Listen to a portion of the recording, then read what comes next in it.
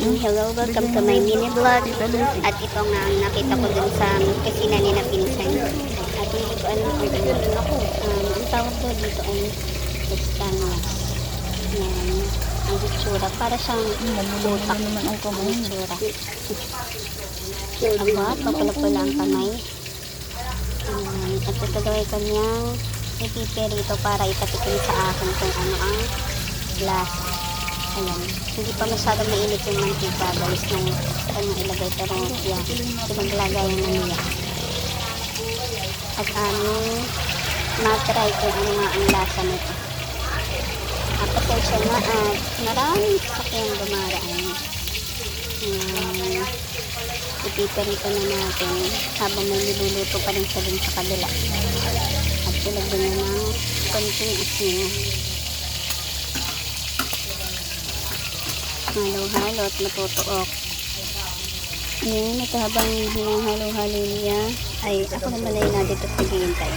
Ayan nga guys, at naging mamula-mula na siya para ng mani ang kulay. At yun nga ay kanya ng pinatayan ng apoy at ayan, itinatabi-tabilaan at para hindi na nandun sa mga mantika.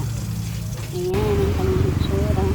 Ito nga pala yung puno na pinagkukuhaan niya ng tinutuyo niyang pestañas. Ayan. At yun nga lang ay wala siyang kabunga-bunga. Ayan. Medyo mataas na siya. At yun ay nag-iisa na puno nila dito sa kanilang bakuran. Ayan ang hitsura. At may napansin ako na isang bulaklak.